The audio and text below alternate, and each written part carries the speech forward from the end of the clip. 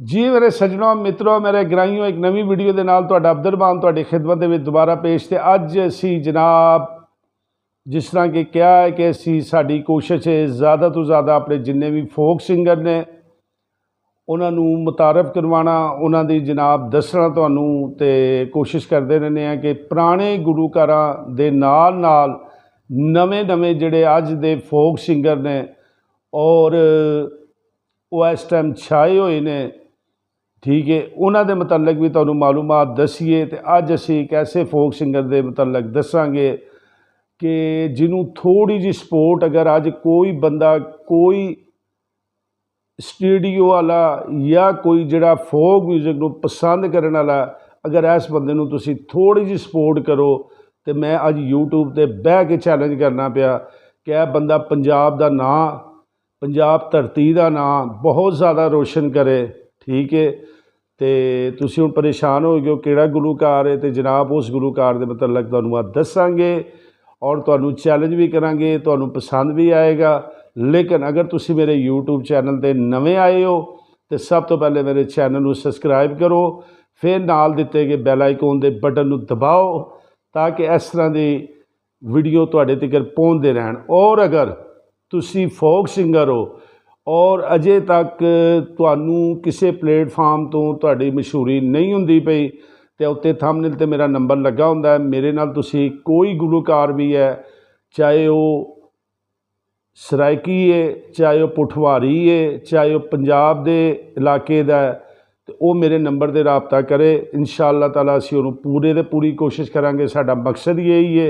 इहो जिहे सिंगरां नूं ज़्यादा तो ज़्यादा मुतारफ कराना ते दसना ते लोग इन्हों सुनन पसंद करन ते लिहाजा तुसी थंबनेल के उत्ते मेरे नंबर के उत्ते मेरे नाल कोई गुलूकार फनकार हो और तुहाडी अजे तक कोई वीडियो जो कुछ है तुसी मैनूं दसो मैं इंशाअल्लाह तुहानूं मुतारफ करवावांगा। तो गल करते हैं हुण अजकल दे एक ऐसे शहजादे लोक गीतों का शहजादा किसी दौर केस्टा ते लिखिया हुंदा सी ते जनाब बच्चे अजकल के जोड़े गुलूकार ने बड़े अच्छे अच्छे अपने अपने अंदाज नाल गा रहे ने नवा भी गा रहे ने पुराना भी गा रहे ने। लेकिन उहदे विच अगर गल करिए पौमी शहजादे दी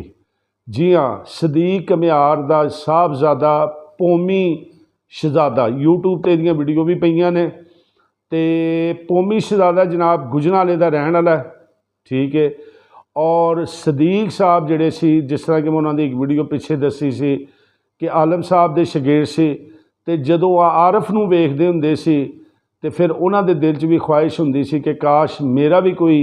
इंज दा बेटा होवे कि जिहड़ा इहदी तरह डांसर भी होवे इहदी तरह खूबसूरत भी होवे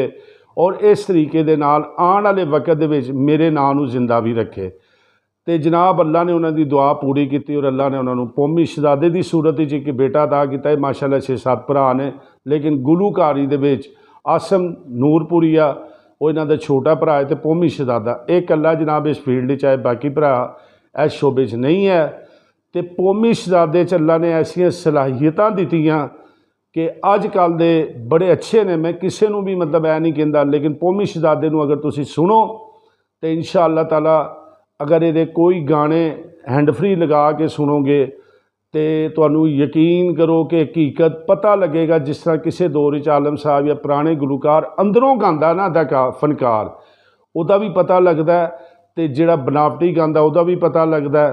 तो यह बंदा हुण पिछले दिनों इन्हां दी रहमानी बरादरी दे विच मुकाबला भी होए ने 2-3 होए ने उन्हां 2-3 मुकाबलियां जनाबे अली इन्हें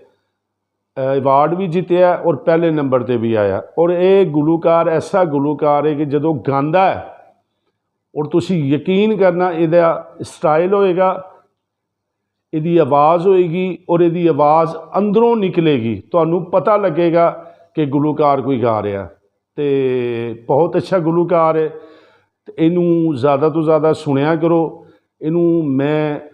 वीडियो बनाने का मकसद है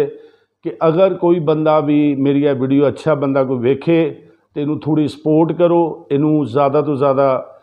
अगर चढ़ते पंजाब वाले गुलूकारां दे नाल भी इहदा रख के मुकाबला कराए तो मैं यूट्यूब पर बह के चैलेंज करना कि इन्हें अगर अपनी बरादरी के विचों पहले नंबर पर आया तो इंशाअल्लाह ये उत्थे भी नंबर लै सकदा। तो इहो जिहे फनकारां दी हौसला अफजाई करिया करो अल्लाह इनू मजीद तरक्कियां देवे तो उम्मीद है ਮੇਰੀ ਇਹ ਵੀਡੀਓ ਤੁਹਾਨੂੰ ਜ਼ਰੂਰ ਪਸੰਦ ਆਈ ਹੋਏਗੀ। ਅਗਰ ਪਸੰਦ ਆਏ ਇਹਨੂੰ ਆਪਣੇ ਤੱਕ ਨਹੀਂ ਰੱਖਣਾ, ਇਹਨੂੰ ज़्यादा ਤੋਂ ज़्यादा शेयर करना, लाइक करना, ताकि इन्हां दी भी हौसला अफजाई होए। मिलने एक नवीं वीडियो दे नाल। अस्सलाम वालेकुम।